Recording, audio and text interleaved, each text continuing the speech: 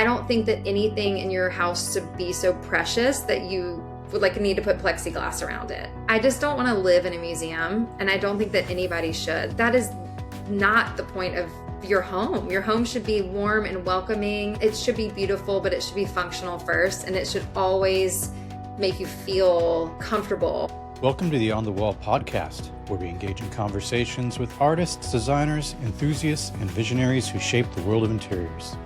Today's guest is Cate Gooder, the owner and principal designer of CWG Design, based in Charlotte, North Carolina. We dive into her legacy of design, her design philosophy, and how growing up, always on the move, influenced her to create spaces that reflect refined, joyful family living. If you enjoy these conversations, please subscribe, leave a rating, leave a review, and share this podcast with a friend.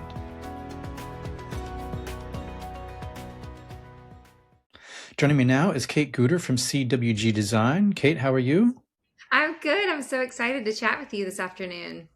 Yeah, thanks for offering me some of your time. So you're coming to me from Charlotte, North Carolina, Charlotte, right? North Carolina. It's about Yeah. 90 degrees here today, but the sun is shining and it's a beautiful day outside.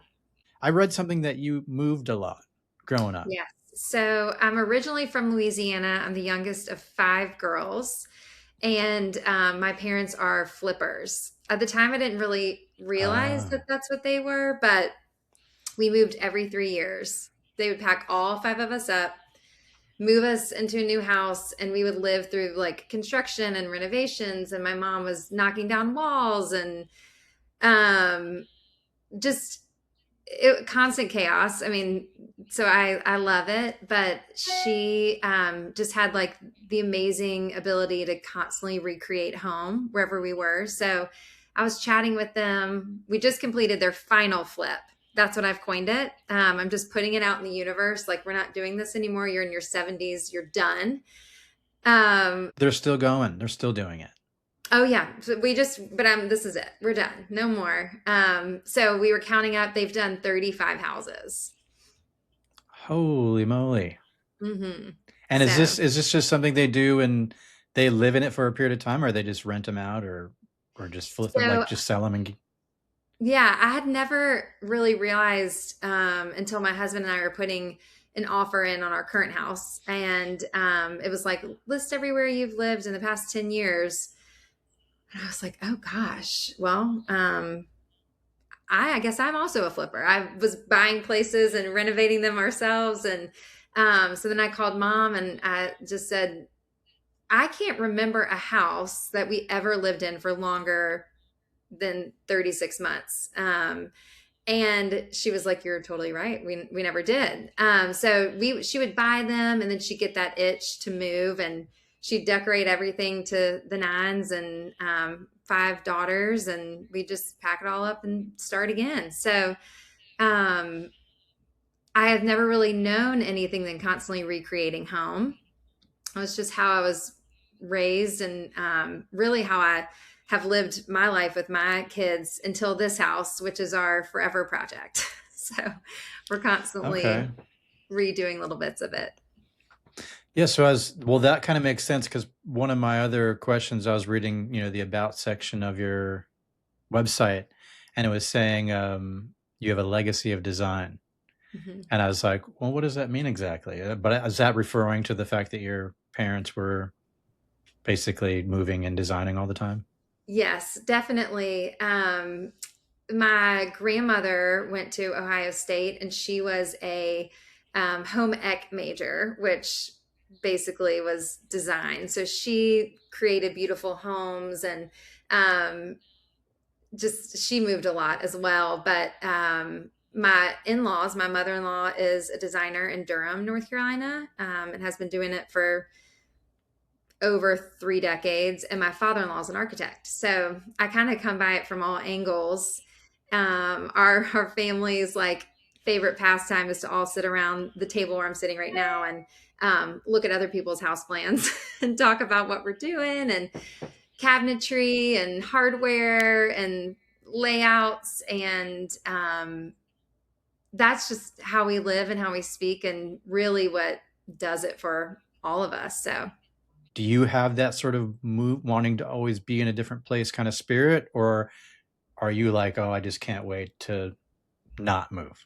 Like, has it made it so that you want to move all the time too, because you just grew up with it? On the Wall is brought to you by Milton and King, your trusted partner for luxury crafted wall coverings.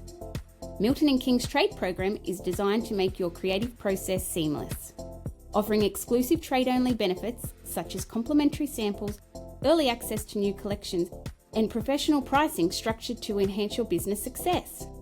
To assist with your projects, you'll have the flexibility to create your own custom swatchbook, tailored specifically to your design needs.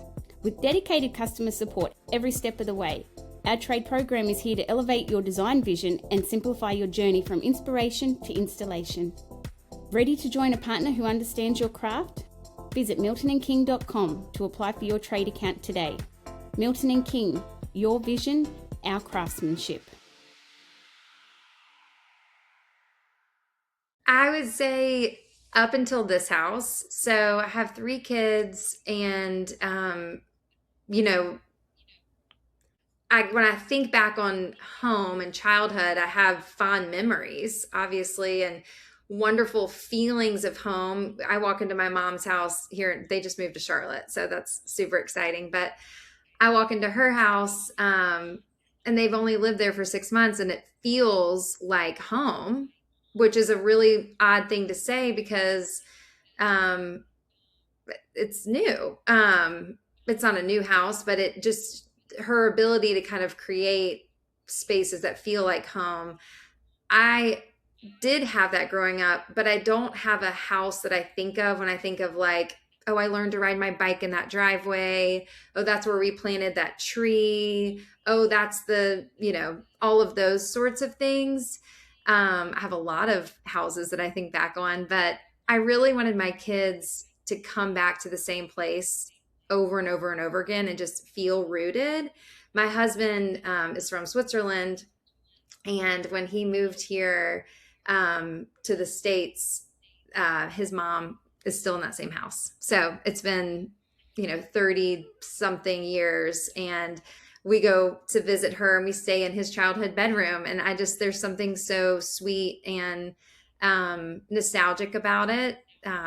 Even as someone who's looking in from, the outside, I wasn't a part of his childhood, but I wanted that sort of for my kids. And that's really, we found this house, and it's got a lot of work that needs to be done over years. And we kind of like are chipping away a room by room. Much like many of our clients, we can't do like the whole house at once. So that's it's our forever project. And my father-in-law is drawing it, and I'm designing it with him. And it's been such a joy. So fun. And also I do this for a job. I do over a dozen projects at a time. And so I don't really have that same itch to move again, because I'm constantly helping clients create home. And so I think it scratches the itch for me. So that leads me to 2 questions. One, what was the favorite place that you lived in up till now, like before where you are now? I imagine you've lived in different states and, various cities. And did you have a favorite or anything that stood out to you? I was like, oh, I really like this spot. So the one house that my parents kept for over 20 years was our beach house at Hilton Head, South Carolina. So Okay. they got that house Not when far I was from where you are now. right. They got that house when I was in high school. And so I went with my friends. I went during college. I went for my bachelorette weekend. I brought all of my kids there while they were babies. My kids actually learned to ride the bike in that driveway during COVID. We stayed there, and they recently sold it about 3 years ago. And I don't know if that's just because it's the one house that has like decades worth of memories for me, or because it's Hilton Head and that's just dreamy, and the Low Country is so wonderful. But I would say that was probably my favorite house growing up from them. Now you said that even though the place, like your mom managed to make each of these places feel like home, Was it because that she had some sort of commonality or a theme that she brought in every place that said, oh, well, that's, because I just know for myself, doing a lot of apartment living, I've moved a little bit too. Like kind of once the family photos go up, it goes like, okay, now it feels a bit like my home, you know what I mean, kind of thing. Was there any sort of themes or kind of reoccurring design choices or something that she would do that either you're like, oh, well, that's my mom and this my mom's presence and is in all these places, and so that's what feels like home? Or was it actual like choices being made that were consistent that made each place kind of feel like home? And I'm just curious about that and make how that maybe has influenced the way that you design now. Yeah, so she definitely has some consistent patterns. She loves antique vintage rugs, so all over. I mean, just we just put we strung like six runners together, sewed them together going up her stairs. Some rugs that she's had forever, and we were talking about it's a grand foyer, and we were like, that just feels just like layering all these bits and pieces of things that she's carried along with her. She's like the queen of a bed. Like she can just make the most crisp sheets. She irons her sheets every single day. So when you walk into the bed, it always Wow. just feels like, I don't know, cozy and like it always has. But the use of pattern and color is consistent in that she uses it and loves it. But she uses a new house to always bring in some sort of new fabric that she loves or new pattern. And in this final flip, um, it was really interesting because it was the first house that we've done together, and kind of we butted heads the whole way through, which is funny because she's my Oh. best friend, and my dad was like, oh my gosh, like you too. She wanted to paint her whole kitchen Carolina blue, and I was like, absolutely not. Like you will get so sick of that, and then you're going to want to move. We're not doing it. You're staying here. We're doing something timeless. My grandmother used to always say, don't ever pick anything too timeless or too classic, because then you're going to be stuck with it forever. So she loved to pick something kind of like wild with a lot of personality, because then you'd have an excuse to be sick of it and be able to redo it. And I think my mom Hmm. has leaned into that for the past, I don't know, 50 years of her life. Just big personality, strong choices that everybody loves and can really, when you walk into her house, not only does it smell like home, my kids always say that. They're like, it smells like honey. Hmm. But it feels like her, not because it's the same, but because it's like the same point of view. Just really colorful, layered, bold sort of choices that just are so at the core her. Um, and I was like, absolutely not. We're not doing a blue kitchen, but she did do a purple bathroom. So But I did see on a recent Instagram post you did, you made a blue room in your house. I do have a blue room. Yes, that's true. I have a blue living room and a blue dining room. Um, So maybe I it's like, still is that influence carrying over to you, or are you yeah, I trying do. to put I a like stop to to it, paint or rooms. I think painted cabinetry though feels a little harder to change, so okay. I'm all about if you go into like a bar or a smaller like kid space and painting those cabinets, but a kitchen feels like a space to kind of, and maybe this is my stage of life having three young kids, like they literally come home and just dump the contents of their book sack all over the island, and it's like that's like 1800 million colors and wrappers, and so I try and like keep the kitchen as like calm and clean and kind of like the heartbeat. Like it doesn't need to be the like showstopper of the house, because you're creating beautiful Hmm. food and having beautiful conversation, and you can have great lighting and flowers, and I don't think it needs to like slap you in the face when you walk into the kitchen. Just my Okay, so the kitchen 2 is cents. more chaos free. more relaxing zone for I you. think so. Most all kitchens we do are pretty, for as colorful and pattern as we are, 9 times out of the 10, the kitchen's timeless. Just Hmm. something that you could see in 15 years and say like, oh yeah, I'd still pick that. Yeah. So, how did you get your start in design? Like, because I noticed that I think it said you established in just 2020, right? Mhm. And Yeah, so, so I did you go started. to school for design, or what were you doing prior to 2020? Were you working for other firms, or what got you into Um, this? so I'm like a cat. I've had many lives. Okay. I most previous to being a designer, I had a wedding cake bakery in Chicago. So we lived in Ah. Chicago before we moved here, and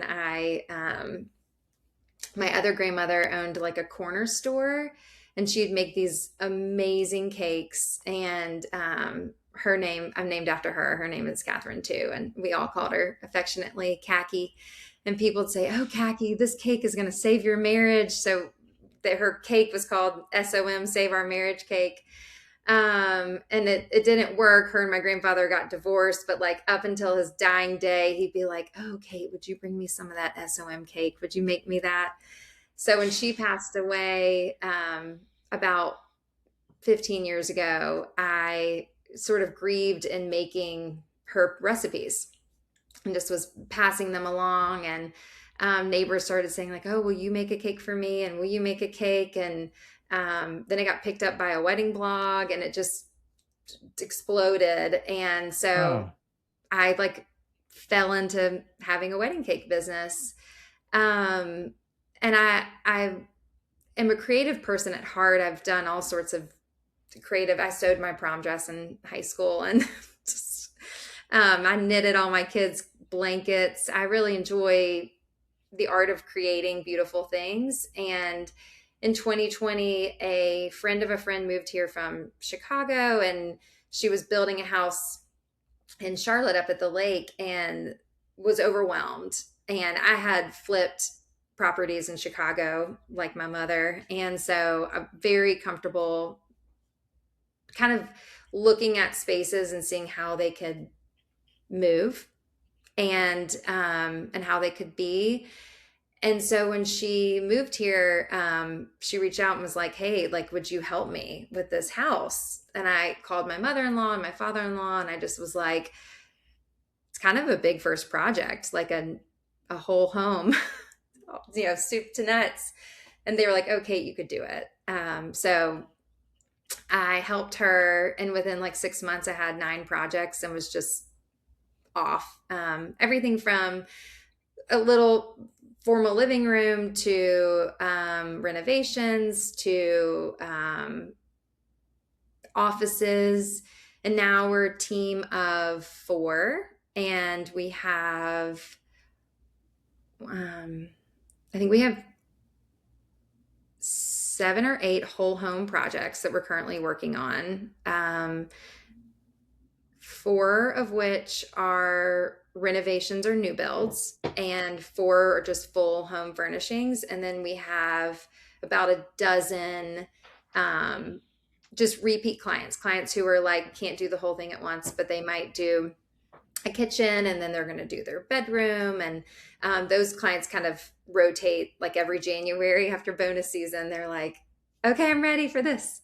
So Hmm. that's kind of, we have like our big projects that we kind of like move all the way through. And then we have about 2 handfuls of projects that are just, room after room. So it sounds like, if I'm understanding you correctly, both the wedding cake thing and the designing thing, in some ways, you sort of just fell into. Definitely. Yeah. You know what I find is interesting is so I have ADHD, and my brain just works differently than most people's do. I've realized since I have birthed 3 children who also have ADHD, and I have learned a lot about it. But I see things in in a very like puzzle sort of way. So when I walk into a house, I can see how things can move and shift. I see how things should fit together. It just feels like scale and composition just is so gut to me, that I've never not known it to be true, whether I'm creating a cake or creating a house. It's just so second nature. And I've realized in the dozens and dozens of people that we've helped over the past 6 years, that is a really unique point of view and skill set that people are willing to pay for your expertise and your ability to help create things that are interesting and functional, but also beautiful. And I've had a lot of help along the way from my very experienced family, the legacy of design, calling my mom, phone a friend, to my father-in-law and mother-in-law, when sometimes I kind of run into a head scratcher or something like that. But definitely something that felt like putting on an old pair of shoes, where you just like start and you're like, gosh, this is so easy. Not easy. That makes it sound like what we do is not challenging, which it definitely is at times. But this is so comfortable. This is so second nature to me that I can't believe I haven't been doing this forever. I can't believe I didn't even know that this is what I was meant to do. And the second part of that is I love people. Like, first and foremost and always, since a child, I had a family of 7. I'm the youngest. I've never not been just heavily ingrained in other people's lives and helping them through challenges and being a support. Like, that is a true source of joy for me. And 75% of what we do is almost like therapy, like listening to people's struggles. Like, people come to us because they're in a pickle. They're like, I don't like my house. I don't use this room. I don't have anywhere to feed my family. Here's the space that I have. Help me create this. Where does the Christmas tree go? There's always a puzzle that needs help solving. And through that, you become ingrained in these people's lives. You're meeting their spouses and partners and their children, oftentimes their parents.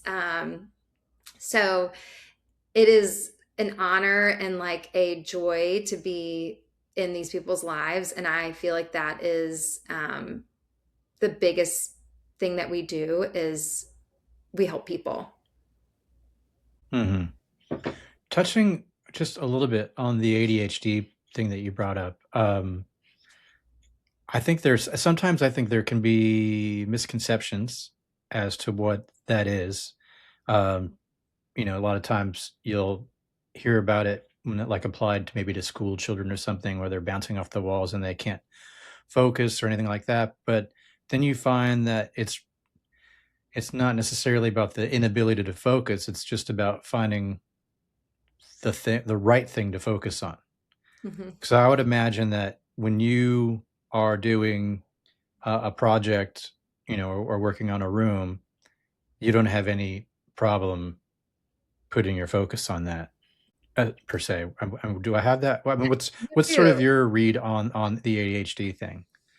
Yeah. So it's interesting. My mom also has ADHD, and my sisters. I mean, it's so hereditary, which I have learned.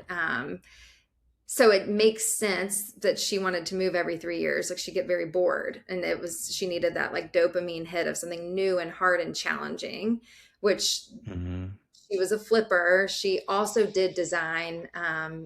She didn't go to school for it, but she did a couple of houses, and not the scale that I'm doing it now, but we probably would have stayed in the same house if she had done what I'm doing. Just because she would have had that outlet elsewhere, you're saying? Yes. Like to help to walk into someone else's house and say like, oh, you should do this, and this is how we should do it, and draw it up. And she's an art, like she paints too. And so um, the way that it has helped me in design, there's some challenges and there are some serious benefits, but my brain moves at like 5 million miles per hour, and I am constantly thinking of like 18 things at the same time. And I process things very quickly. So, if I'm like, oh no, it's not gonna be that, it's not gonna be that. Okay, it could be this. Like I have this like catalog of stuff in my brain. Carly, who works with me, is always like, you and your brain. Because I'm like, oh no, that measurement was this. And she's like, where? And I'm like, I don't know. I don't remember like, my kid's teacher's name, but I'm like, I know how tall that console was and what the depth was. It's a little bit of like a photographic memory. So once I like see something, it just is logged forever. Even if I'm like, get out of here, I want to think of something else. And I don't sleep well because my brain doesn't turn off. So I will wake up all hours of the nights with ideas and just scrambling them down and messing around with stuff just to kind of like puzzle my way into exhaustion to try and go back to sleep. So that's kind of like how the creative hamster rolls in my head, just spinning all the time. And I get really hyper focused. So when something is really interesting to me, I will look up and I'll be like, oh my gosh, it's been 8 hours. And like I've been looking for like this perfect chair, and like I found it, but like I can't bill my client for 8 hours of, searching for that perfect chair. Cause even they will never appreciate, how perfect it is. But I will say that some of the challenging things for me are like, I really don't love invoicing, like at the end of every month. Like that is a non-preferred task. And so I will deep clean a closet. I will be like, we're getting rid of all the samples. Schedule a root canal, like anything but invoicing. I hate it. So I, in the past like 6 months, have been working with my team to like offload a lot of that because they're just people who are better at it than me. I also can't read a spreadsheet to save my life. Like I don't know where all the things are, and the letters are small, and people are like copy and paste and move this. And I'm like, I don't want to do that. So, that is just part of like having a team where I know I have some really strong like creative bits and things that I bring to the table that other people don't. And then patting yourself with people who can do the things that I'm not great at. And they know when, I always say like, Carly who works with me, she like is holding my string of my balloon while I'm like flying. I'm like, bird, squirrel. And she's like, come on back down. We gotta, get this invoice out or place this order. And I do a lot less of that invoicing and ordering now. And I'll pretty much just like dealing client communication, chatting with vendors and job site visits. That's the people, and the creation is really where my heart is. Yeah.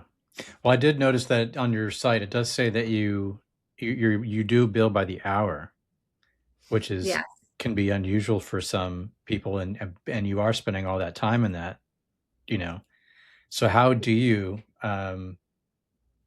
reconcile that? Like, what do you do when you spent so much time and so this is super interesting. I have talked to like every designer I know, being like, what do you do? What do you do? And no one does it the same. Like I haven't yet to meet anybody who has like a strong and fast, like, this is how we do it.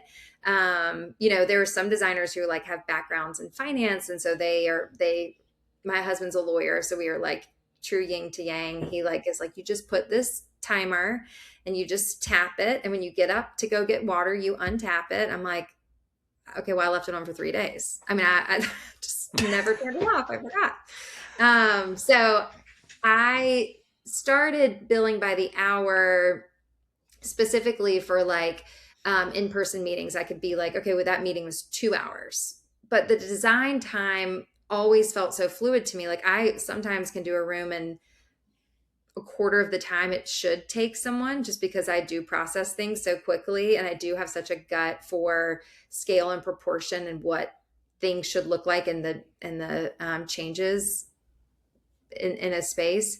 And other times I will spiral because no fabric is good enough. And I just like have to find the right fabric. Like it's in my head and I know what I want it to look like. So we recently have switched to a flat fee model. And Okay. my husband thinks that I am like crazy and leaving money on the table, because he's like, yeah, but what if you spend 10 hours doing that? And we have enough data at this point to know that if we're doing a house that's 5,000 square feet, that almost always it comes in this sort of range. And so we've actually moved to, if we're just doing furniture, a price per square foot model, if it's like a whole home, because that's typically, if we're just doing furniture, 9 times out of the 10, it's a whole home. So I'm able to say, like, using our data from the past 6 years, this is how much it will be for us to do the house. And then we've moved to a retainer model for renovations and new builds, because sometimes projects take longer that are not our fault. Like the selections have been made, but especially in renovations, you'll go to a project and they're like, we opened up the wall and like there's, there's a lot of historic houses in Charlotte, and we opened up one wall and all the floor joists were cut and like not like it was like we have to redo the entire floor system. And so we weren't able to take on other projects at that time because we're all in on this one, and we're being called because we have to move the shower head. Where should we put it? And that's going to change the tile layout. And so like sometimes things happen that are out of our control that we very much need to be a part of. And that's where the retainer comes in, just because we know that we're going to be in this project we think we'll be in it for 6 months, and maybe it's 8 months. And so that's needs to be changed on our website. But we just recently, the past like 6 months, have moved to that flat fee / retainer, depending on the scope. Yeah. Because I was going to say, with your mind always running, like I would imagine like it would be almost impossible to be like, oh, I got a thought, I'm going to press the timer. You know what I mean? Like wouldn't seem feasible after a while with the way that your brain is kind of always running, and like No. you'd have to have like a stopwatch around your neck or something at all times to be like, I just had a thought. Yeah, Click. somebody else would have to be clicking it for me. Carly or Caitlin would be like, oh, tap it. She's changing thoughts. That's I saw interesting. this. So now that you have the data, then you're Yeah. able to kind of move to this model because it's been a little while, and so that's We do. We have 6 years of data.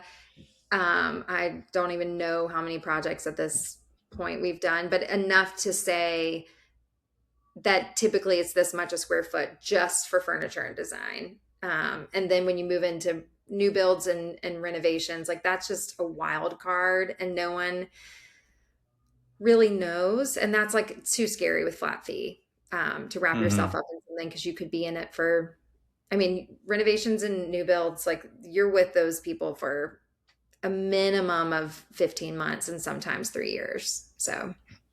wow. And so when you first started doing this in 2020, was it just you? Like how long did you take before you had help and had a team and had people to kind of offload some of this stuff like invoicing that you hate to do? Yeah. How long was it before you had help? Pretty early on. So I, in 2020, about 4 to 5 months in, I had gotten up to like 5 projects, just word of mouth and referral. And I quickly realized like I can't return all these samples. The samples, as you can imagine, were piling up everywhere. And I would look at them and be like, non-preferred task. I don't want to deal with this.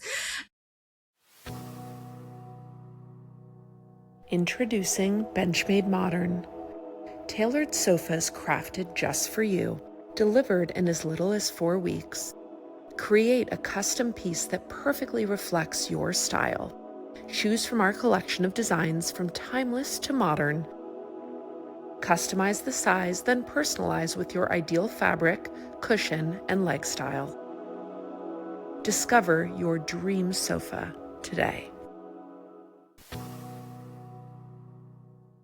But I love people, and I really feed off other people's energy, and I just was getting a little lonely. It was already 2020, and I was like home, and not having that interaction with another adult was like, oh my gosh.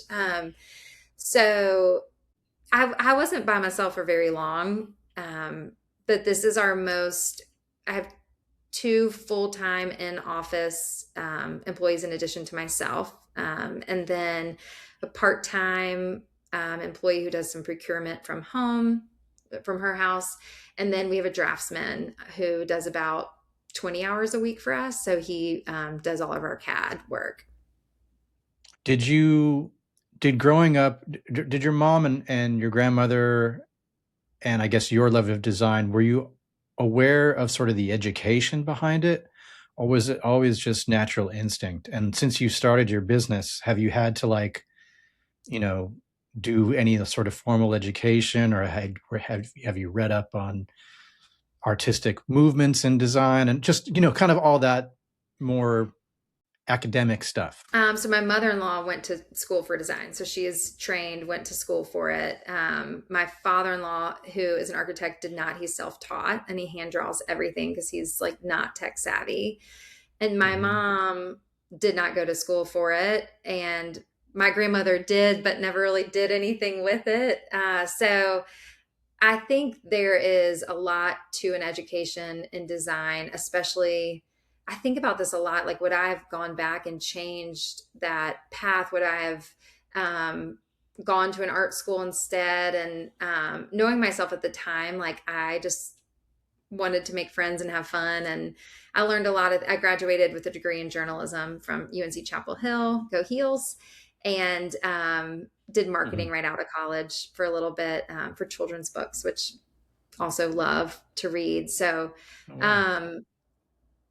I think there's value in education, period, almost in anything you do. There's a lot of things that I learned at school that I use every day, like writing emails to clients, how to communicate hard news, how to work through difficulties. Like, there's things that I learned that maybe you wouldn't even learn at design school. And a lot of the rules in terms of like how much space you need between a chair and a walkway, like that stuff is stuff that you can quickly learn, and also like feel in your gut and proportion. And also like phone a friend to my mother-in-law, like, hey, I was trying to think about what I called her about recently, asking her something that I was like, I haven't encountered this before. So do you use programs like Revit and Inkscape and those kinds of things to do renderings and things like that? So when I first got started and I was kind of like trying to sell my vision to clients, I hired an artist to do watercolors so I would like send her all the fabrics. I would sketch things on the back of like a napkin and just kind of like, this is what this looks like, and send it to her. And that like was amazing because clients could be like, oh, I see it. Now we have a lot of trust built just with how long we've been doing this, and with clients. So when clients come, they know what they're getting, and there's a lot more trust there with our experience. So I don't feel the need to do Revit or anything like that. I did take all the SketchUp courses, and that was in one ear and out the other. And I was like, this is not for me. So yeah, I'm old school with graph paper. Like we measure things out and then we send it to our draftsman, because we do electrical plans. We do, elevations, we do cabinetry plans, we do like wall brackets or cased openings that might be interesting with some sort of design, bathroom elevations, mirror elevations, like heights of fixtures and those things. Like, I know what I want them to be. But it is helpful to have like CAD plans to pass off here to the electrician. Here's the plan. This is the height. Mm-hmm. And also when on move-in day, like our team, we all will have the plans on install, and we'll be like, here's the sofa. It's coming from this receiver. This is coming from storage. And we can just run off those plans. So that's where our draftsman is one of my favorite team members, even though he's not in office. So do you have a design philosophy that you go by? I think most people come to us, I think because I think it's a personality fit. Like, I think they see what we do and they see how we are on social media, and they are like, that feels aligned with how I want to live. I don't think that anything in your house should be so precious that you would like need to put plexiglass around it. I have 18 nieces and nephews. I have 3 kids. I have my dog. My parents bring their 3 dogs over here. I just don't want to live in a museum, and I don't think that anybody should. The level of anxiety and stress that has, if you have something that is so precious that you don't want someone to sit on it, like that is not the point of your home. Your home should be warm and welcoming.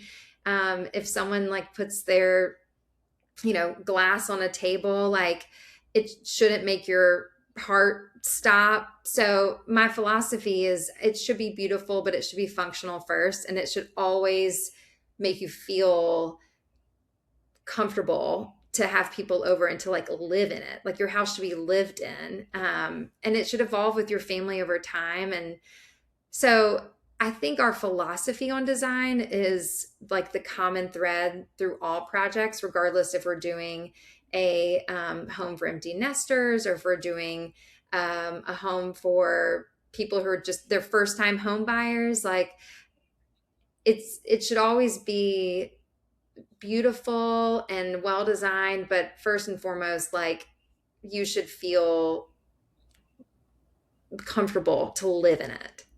On your site, there's a phrase that says refined and joyful living. What does that mean to you? Explain that.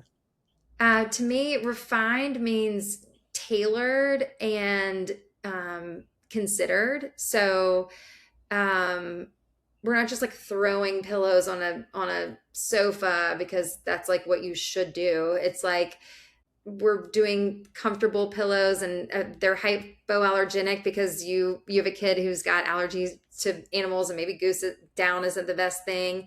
They're pieces that are made from makers here in North Carolina.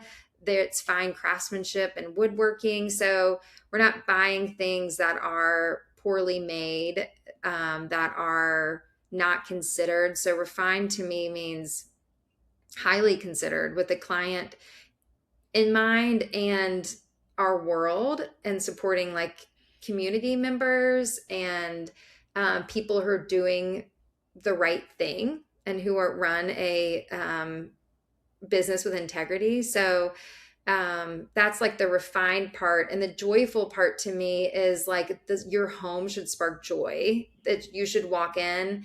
My favorite, I like get goosebumps when I even think about it, but my favorite text from clients that I like, if we don't get this text, I'm like, what did we do wrong? We need to go back in and fix it, is like, every time I walk into blank, I am so happy. Like, that is job well done for me. Like, if you walk in and like we did something silly that makes you laugh, if we did something that you think is elegant and just tasteful and that like makes you feel proud, if we were able to do a big sectional and your whole family can crowd in on it and like eat popcorn all over it and you're not about to have a heart attack, like, that is joyful living to me. Great answer. One of the things that I found really attractive about your Instagram, and I know that Instagram can always be curated to be not real, but in my impression that I got when I was looking at your profile was that you seemed to be joyful in what you do. You seem to be a very happy person that's loving what they're doing, loving designing, loving, and it just sort of comes across. Because, there's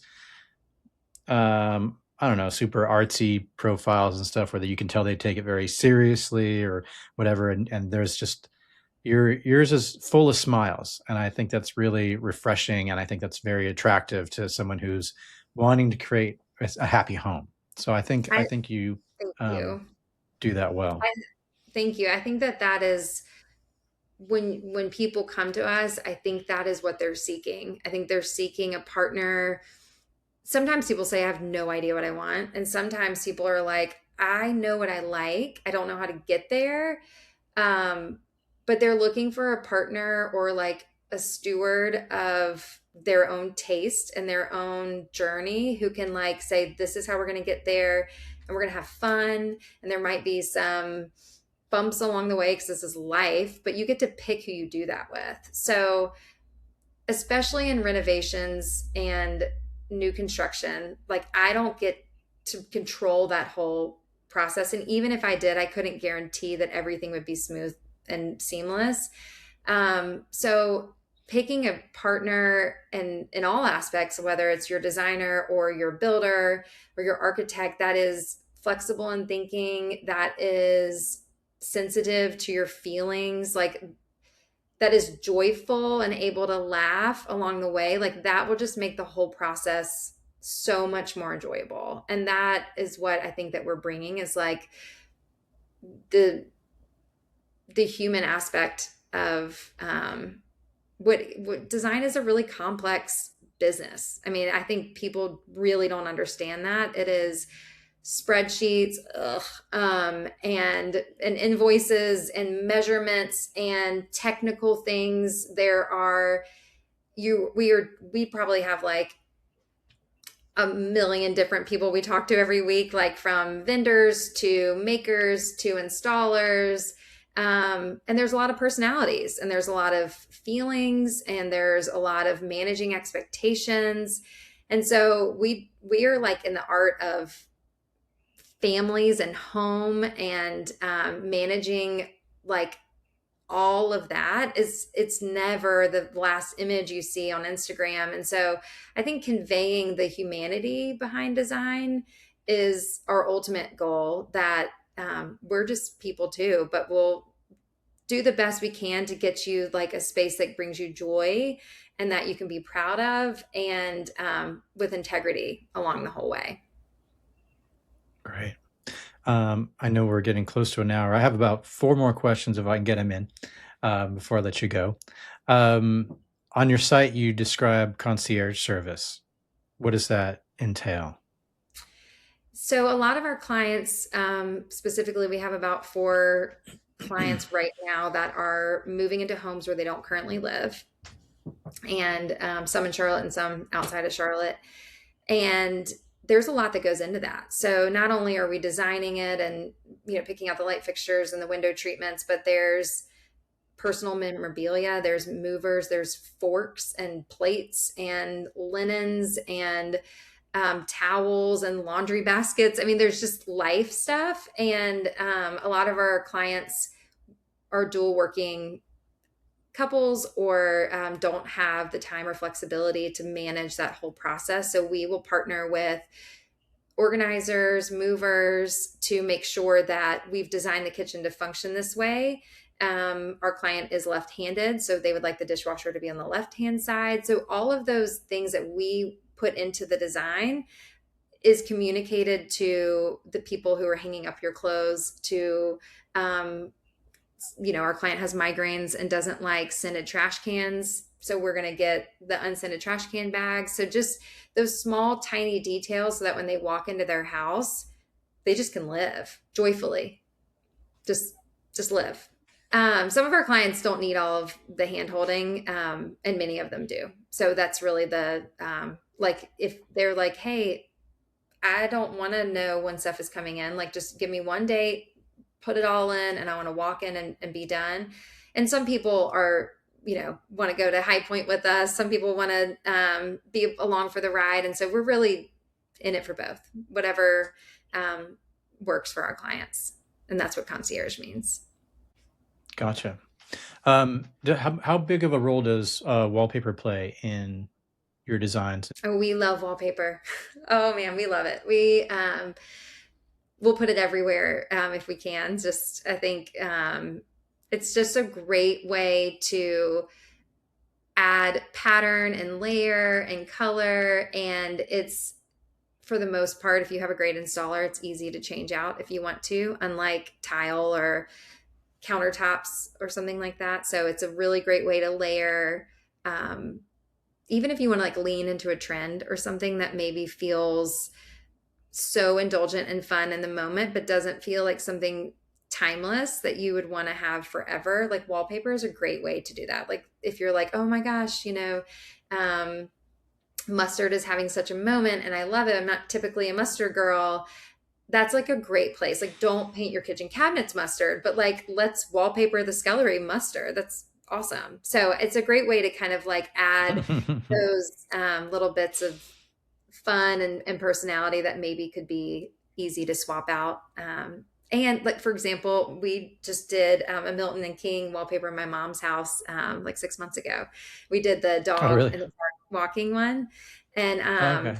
she's got 3 dogs. And I mean, you meet the dogs upon entering their house before you even meet my parents. So it's a huge part of their life. And it sparks so much joy for her. If she could have put it in every room, she would have, but I was like, the laundry room is perfect. This is great. This is so fun. And she says she was like, make sure you tell them that's my favorite room in the house. It's like, okay, I'll tell them. That's great. So if someone wants to reach out to you, what's the best method to reach you? Is it through Instagram? Is it through your website? What's the best way to get in contact? Yeah, thank you. Our website has a contact form, and that's the best way. There's a bunch of questions on there that you can fill out that will really help us in preparation for like a call that we'll then schedule with you. And we do projects nationwide. So if anybody has a project in Hilton Head, I love it there. So let me know. And what's the website? CWG? It's CWG.design. So that is the one thing design. that is a little bit of a hiccup is some people get confused with the .com, but it's CWG.design on Instagram and on our website and our email address. Okay, great. And just one final question that I ask everyone that comes on the podcast, and it might seem a bit silly because in light of everything that you've told me now, but because you're probably just going to say, well, I'm an interior designer, but what is it that you do to stay creative?